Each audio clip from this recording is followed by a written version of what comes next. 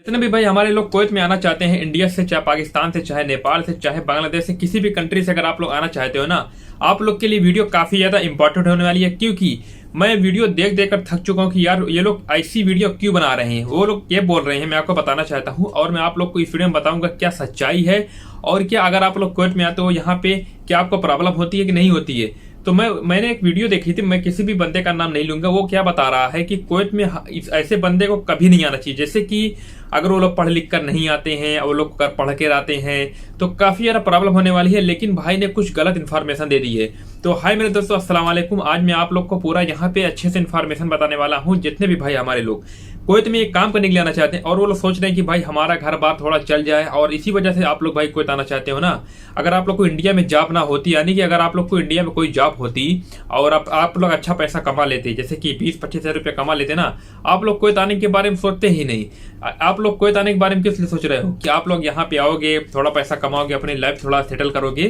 तो आपका जो मोटिव है, यानी कि आपका जो माइंडसेट है, तभी आप लोग यहाँ पे आना चाहते हो ना। लेकिन आप लोग क्या करते हो, दूसरे बंदे की वीडियो देखते हो यूट्यूब पर और वो लोग को ऐसा भड़का देते हैं कि आप लोग प्लीज कुवैत मत आना, अगर आओगे तो इस काम में तो आपकी लाइफ खराब हो जाएगी। अगर आप लोग हाई स्कूल क्रॉस कर आते हो, हाई स्कूल पास कर आते हो, यानी कि 12 पढ़ कर आते हो, अगर आपने ऐसा कोर्स नहीं सीखा तो आपकी लाइफ एकदम यहाँ पे झंड हो जाएगी। तब भी आप लोग यहाँ पे काम करोगे। तो मैं आपको बताना चाहता हूँ क्या सच्चाई यहाँ पे है। आप लोग को इस वीडियो को पूरा फुल देख लेना है, सच्चाई क्या है। मान लेते हैं अगर आप लोग 10 पास होकर आते हो, 12 पास होकर आते हो, तो क्या यहाँ पे आपकी लाइफ एकदम खराब हो जाती है? क्या यहाँ पे आपको सैलरी नहीं मिलती है? तो मैं आपको पूरा बताने वाला हूँ। अगर आप लोग 10 पास नहीं हो, यहाँ तक कि आप लोग 8, 9 या 6-7 क्लास पढ़े हुए हो, यानी कि आपका पढ़ाई में मन नहीं लग रहा था, आप लोग तब भी कुवैत आ सकते हो। मैं आपको पूरा 100% बताने वाला हूँ यार यहाँ पे। और यहाँ पे अच्छा खासा पैसा कमा सकते हो। मैं यहाँ पे जाता हूँ बड़ी बड़ी जगह पे, जैसे कि मैं जाता हूँ घूमने के लिए, तो बीच बीच में जाता रहता हूँ। वहाँ पे मैं थोड़ा, जैसे कि बोलते हैं ना कि मुआयना बोलते हैं, मैं वहाँ पे सर्वे करता रहता हूँ, यहाँ के बारे में थोड़ा सीखता रहता हूँ कि लोग यहाँ पे कैसे काम करते हैं। तो मैं देखता हूँ कि यार कुछ बंदे ऐसे हैं जो पढ़े लिखे हैं ही नहीं, यानी कि डिग्री कॉलेज उनके पास है ही नहीं, लेकिन यहाँ कंपनी में बड़ी बड़ी पोस्ट पर काम करती हैं। इसकी सैलरी कितनी है? 450 दिनार, 600 दिनार। क्या भाई आप लोग तो हाई स्कूल पढ़े हुए ना, 12 पढ़े हुए। अगर आप लोग अपने माइंड में ऐसा सोच लोगे ना कि हम कुवैत में जाएंगे, बस हमारी सैलरी 120 दिनार, 140 दिनार, मैक्सिमम 200 दिनार, तो आपकी सैलरी इतनी ही रहेगी। आप बोलोगे भाई हम तो जहाँ पे जा रहे हैं हमारी सैलरी इतनी है, उससे ज़्यादा बढ़ेगी नहीं।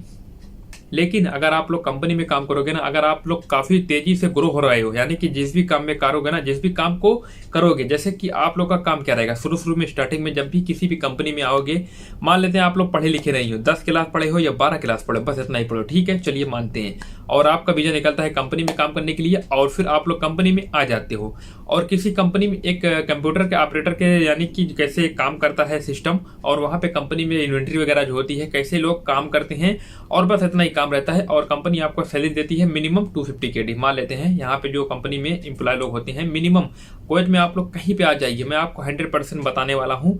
आप लोग आकर देख लेना, जब भी आप लोग काम करोगे तो आपको मिनिमम 250 दिनार, अगर आप लोग थोड़ा पुराने हो जाओगे, अगर आपका काम थोड़ा अच्छा रहेगा ना, फटाफट 1-2 महीने के अंदर में 300 दिनार सैलरी हो जाती है। यहाँ पे मैं देखता हूँ, यहाँ पे एरिया है, यानी कि कुवैत में आपको एरिया क्या छोड़ दीजिए, यहाँ पे कंपनी में, जैसे कुवैत में कंपनी जो होती है, जब भी आप लोग स्टार्टिंग में इंटरव्यू दोगे, अगर आप लोग इंटरव्यू फिट हो जाते हो तो आपका जो मैनेजर रहेगा, जो आपको इंटरव्यू लेगा, आपको काम को पहले देखेगा। ऐसा नहीं कि बस आपको पहले महीने से 300 दिनार, 350 दिनार, यहाँ पे एटलीस्ट 250 दिनार से स्टार्ट होती है जब भी आप लोग कंपनी में काम करने के लिए आओगे। बहुत से लोग ऐसे हैं जो कंपनी में काम करने के लिए नहीं आते हैं यहाँ पे स्टार्टिंग में, उनका वीजा निकल जाता है, लेकिन वो लोग कहीं पे और काम करते हैं। जब वो 1 साल 2 साल पुराने हो जाते हैं और वो लोग सोचते हैं कि भाई चलिए हम थोड़ा सेटल हो जाते हैं, कहीं कंपनी में हमेशा काम करेंगे 3 साल 4 साल, फिर उसके बाद हम घर जाएंगे आएंगे और हमको टेंशन नहीं रहेगी। तो वो लोग अगर इंटरव्यू देते हैं तो उनको सैलरी 250 दिनार स्टार्टिंग में होती है, और स्टार्टिंग में तो 250 ही रहेगी। जब आप लोग अच्छा काम करोगे ना, तो आपका जो ऑनर रहेगा, जो आपका CEO चेयरमैन वगैरह रहेंगे, वो आपकी सैलरी हो सकता है आपका काम देखकर खुश होकर 300 क्या 350 क्या यार 400 दिनार कर दें। क्योंकि यहाँ पे लोगों को काम चाहिए। मान लेते हैं अगर आपकी थोड़ा तबीयत खराब हो जाती है तो आपको लोग पूरा समझेंगे, ये बंदा तो काम का, यार इसकी तबीयत तो डेली खराब होती नहीं है। लेकिन गाइस अगर आप लोग एक गलती और करोगे, मैं देखता हूँ कि काफी ज्यादा लोग इस गलती को दोहराते हैं और अभी यहाँ पे मैं देख रहा था कंपनी थी, यहाँ पे एक हमारे बंदा था, आंध्रा का रहने वाला था, आंध्र प्रदेश का, और उसके साथ एक आंध्रा वाला बंदा और था। उसकी जो 2 बंदे थे मैं आपको बताना चाहता हूँ, एक ये थी लगभग मैं आपको बताना चाहता हूँ 30 साल, एक ये थी 33 साल। जो 30 साल वाला था ना उसका पोस्ट ज्यादा था, और जो 33 वाला था यानी कि जो बड़ा वाला था उसकी पोस्ट कम थी, उसकी सैलरी कम थी। जो 33 साल वाला था उसकी सैलरी थी 210 दिनार, और जो 30 जो कम एज वाला था उसकी सैलरी थी मैं आपको बताना चाहता हूँ 280 दिनार। जब दोनों बंदी कंपनी में काम करने के लिए आए थे, जो दोनों बंदे थे जो हमारे इंडिया के थे, वो लोग सेम पोस्ट पे आए थे हेल्पर के तौर पर, सामान उठाने के लिए। लेकिन जब एक बंदा टैलेंटेड निकलता है ना भाई, जब कोई भी बंदा लाइफ में ग्रो करता है ना, तो भाई उसको कंपनी क्या कोई भी बंदा सलाम करता है। कंपनी छोड़ दीजिए यार, इंसान क्या जब लाइफ में आगे बढ़ता है ना, तो जब काम करेगा ना तो भाई उसका काम तो एक ना एक दिन आगे आएगा। तो भाई यहाँ पे काम कर रहा था यहाँ पे, और थोड़ा आगे हो गया, बाद में पता चला कि भाई इसको काफी ज्यादा टैलेंटेड है, इसके बारे में जानकारी है। तो कंपनी के जो मैनेजर थे, जो सुपरवाइजर थे, उन तक ये बात पहुंची कि ये भाई काफी मेहनत से काम कर रहा है, और ये हेल्पर का काम तो इसके लिए सुटेबल नहीं, यानी कि इनका जो हेल्पर का काम है इनके लिए नहीं बना है। तो फिर कंपनी के मैनेजर ने उनको एक एम्प्लॉय के तौर पर काम करा दिया, यानी कि एक एम्प्लॉय के तौर पर ऑफिस में रख लिया, और यहाँ पे पूरा इन्वेंट्री करता है, क्या क्या सामान आया है, क्या क्या सामान घटा है, पूरा हिसाब करता है पूरा। यानी कि सुबह में आता है 8 बजे, शाम के टाइम 3 बजे उसकी ड्यूटी खत्म हो जाती है। सैलरी है माशाल्लाह उसकी 280 दिनार, और फिर उसके बाद उसको हफ्ते में सैटरडे एक दिन, और फिर शायद वेडनेसडे के दिन, बुधवार के दिन उसको ओवर टाइम मिलता है। डेली उसको 3 घंटा का ओवर टाइम लगभग 5-5 दिनार, वो आई थिंक आ जाता है 4.5 दिनार, कभी 5 दिनार, कभी 5 दिनार रुपए, ऐसे करके आ जाता है। तो अब क्या चाहिए। लेकिन जो छोटा वाला बंदा है ना, लेकिन जो उसका एज वाला बंदा है थोड़ा ज्यादा वाला, वो काफी यार उससे जेलस होता है। भाई आप लोगों को कभी भी कंपनी में जब कहीं भी काम करो, पूरी दुनिया में कहीं पे काम करो, दूसरे बंदों को देखकर कभी भी यार ऐसा नहीं सोचना कि भाई वो मेरे साथ काम करने आया था और फिर उसके मेरे से ऊपर कैसे गया, ऐसा कभी नहीं सोचना। भाई आपको अपने हिसाब से देखना है कि मेरे अंदर कितनी नॉलेज है, कितने अंदर मेरे अंदर कितनी ज्यादा स्किल है।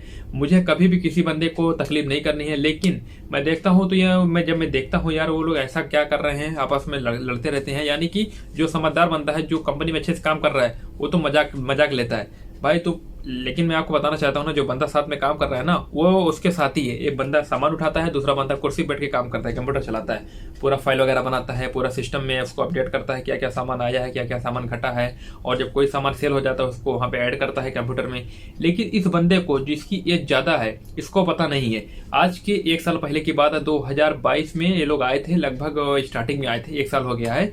तो कंपनी में जब ये लोग इंटरव्यू दिए ना, तो दोनों हेल्पर के तौर पर आए थे। लेकिन जब कंपनी में काम बढ़ने लगा धीरे धीरे, तो यहाँ पे जो बंदा था, जो पढ़ा लिखा था, जो उसकी अंडरस्टैंडिंग थोड़ा अच्छी थी, तो काम को सीखते गया। फिर उसके बाद बोल दिया कि मैं ये काम कर सकता हूँ। जो यहाँ के भाई लोग थे ना, जो हमारे मसरी वाले हैं, यहाँ पे काम करते हैं, तो उनको बताया कि मैं ये काम कर सकता हूँ पूरा 100%, और मैं पूरी जिम्मेदारी के साथ, पूरी रिस्पॉन्सिबिलिटी के साथ मैं ये काम को कर सकता हूँ।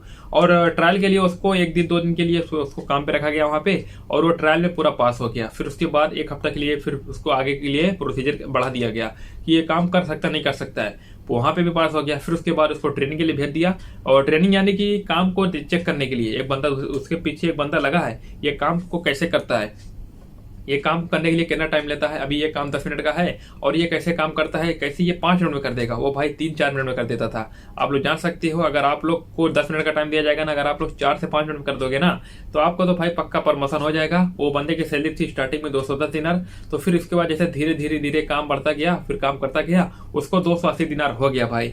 और मैं देखता हूँ कि यहाँ हमारे भाई लोग काफी ज्यादा गलत वीडियो बना रहे हैं कि कुवैत में आपको कभी भी नहीं आना चाहिए इस काम में। तो भाई हो सकता है आपकी लाइफ कभी भी चेंज हो जाए। जैसे कि मैं आपको बताना चाहता हूँ, अगर आप लोग हाई स्कूल पढ़े लिखे हो और इंटर पढ़े लिखे हो, यानी कि पास वगैरह हो, यहाँ तक की बात कर लेते हैं BA BSc MA वगैरह, जो भी डिग्री वगैरह होती है वो मायने नहीं रखती है। लेकिन यहाँ पे कुवैत में कभी भी कोई बंदा नहीं पूछेगा कि आप हाई स्कूल की मार्कशीट दिखाइए, आप इंटर की मार्कशीट दिखाइए, आप ग्रेजुएशन की मार्कशीट दिखाइए। आपको तभी पूछेंगे जब आप लोग कभी भी इंटरव्यू के द्वारा आओगे कुवैत में। जो भी इंडिया वगैरह से आते हैं, दिल्ली बंबई में इंटरव्यू देती हैं, वो लोग के लिए पूछ सकते हैं कि अपना क्वालिफिकेशन दिखाइए, आप कितना पढ़े लिखे हो। आप हो सकता है जाहिल तो नहीं हो, लेकिन जितने भाई हमारे लोग कुवैत में आते हैं बाई कंपनी द्वारा 18 नंबर का वीजा पे, जो सून वीजा बोलते हैं, अगर आप लोग इस तरीके से आओगे ना, आप लोग 1 साल 2 साल काम कर सकते हो कहीं बाहर पे। मैं आपको नहीं सलाह बता रहा हूँ, मैं आप लोग को नहीं बता रहा हूँ बाहर पे काम कीजिए, जहाँ पे आपका काम है वहीं पे काम कीजिए, आपके लिए बेटर रहेगा। बाद में आपकी चॉइस है, आप लोग दूसरी जगह ट्रांसफर करा सकते हो। लेकिन जब भी आप लोग कहीं पे दूसरी जगह ट्रांसफर करने के लिए जाओगे, पहले आपको वहां पे इंटरव्यू लिया जाएगा, आप काम को कर पाते हो कि नहीं कर पाते हो। अगर मान लेते हैं आप लोग उस काम को कर लेते हो ना, तब आपको वहां पे अच्छे से या वहां पे सैलरी मिल सकती है, आपको छुट्टी का पैसा मिल सकता है। और जब भी आप लोग इंडिया जाओगे ना, तो आपको वहां पे पैसा देंगे बोनस के तौर पर महीने में, यानी कि 3 महीने छुट्टी जाओगे तो आपको 3 महीने का पैसा मिलेगा, प्लस आपको टिकट दिया जाएगा। तो आप लोग जान सकते हो इतना अच्छा फायदा हो जाता है।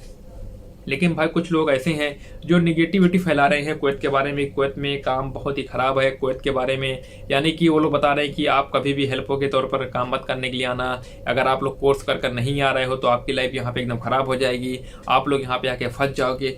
लेकिन ऐसा नहीं भाई, जो सच्चाई है इतनी सच्चाई नहीं, 1 से 2% ऐसा होता है। लेकिन मैं आपको बताना चाहता हूँ, जो हेल्पर वाले बनते हैं वो लोग भाई, उनकी बॉडी और उनका माइंड उस हिसाब से हो जाता है कि भाई चलिए हम यहाँ पे आ गए हैं हेल्प करने के लिए।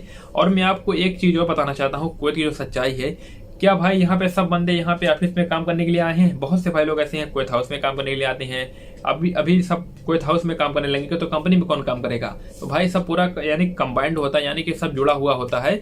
तो आप लोग कभी मत सोचना कि भाई हम यहाँ पे जाएंगे तो हमारी लाइफ एकदम खराब हो जाएगी, ऐसा मत सोचना। आपकी लाइफ नहीं, आपकी किस्मत के ऊपर डिपेंड करेगा। मैं किस्मत छोड़ देता हूँ, आपका माइंड सेट के ऊपर डिपेंड करेगा कि आपका काम कैसा है। अगर आप लोग कंपनी में काम करने के लिए आओगे ना, आप किस तरीके से काम को कर रहे हो, अगर आपका मन लग रहा है कि नहीं लग रहा है, आप सबसे बड़ी बात क्या है, इंटरेस्ट होना चाहिए। अगर आपको काम में इंटरेस्ट आ गया ना, आप 1 साल क्या 10 साल काम कर सकते हो और अच्छे से कर सकते हो।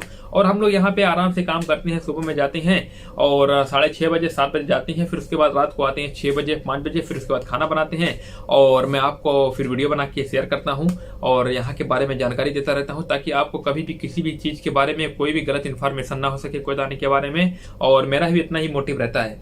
तो चलिए आज की वीडियो को यहीं पे अलविदा कहना चाहता हूँ। अभी मुझे जाना कुछ काम के लिए, खाना भी बनाना है, क्योंकि यहाँ पे काफी ज्यादा मेहनत भी करनी पड़ती है हम लोग को, और मैं करता भी हूँ। तो बस मैं चाहता हूँ कि जितने भी हमारे लोग कुवैत में आना चाहते हैं, इंडिया वगैरह से जिस भी कंट्री से आना चाहते हैं, अच्छे से आए और यहाँ पे पूरे पेशेंस के साथ, और कुवैत में रहने के लिए और यहाँ पे काम करने के लिए पूरा पेशेंस चाहिए भाई।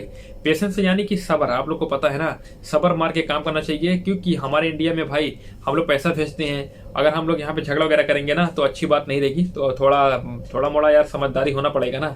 अगर मैं यहाँ पे काम कर रहा हूँ, अभी मैं झगड़ा करूँ अपने कफील से, अपने कुवैती के मैनेजर से, अपने ऑफिस में झगड़ा करूँ, तो भाई मेरी इंसल्ट भी हो जाएगी, फिर उसके बाद मेरी इज्जत भी नहीं रहेगी। तो भाई इज्जत बनी रहे और यहाँ पे सब कुछ अच्छे से बना रहे, झगड़ा वगैरह करने की जरूरत नहीं है। आप लोग जब भी आओ यहाँ पे किसी के बंदे से झगड़ा वगैरह मत करना, अच्छे से काम करना। छोटा मोटा बात आएगा तो चुप रहना, बाकी ठीक हो जाता है 1-2 दिन बाद। तो चलिए मिलते हैं कल। अगर आप लोग मेरी वीडियो यहाँ तक देख रहे हो तो तहे दिल से शुक्रिया, आई अप्रिशिएट यू। आप लोग मेरी वीडियो को यहाँ तक देखते हो, लाइक करते हो। अगर आप लोग मेरे चैनल पे पहली बार, चैनल को प्लीज सब्सक्राइब कर लेना, वीडियो से लाइक करना। चलिए मिलते हैं कल।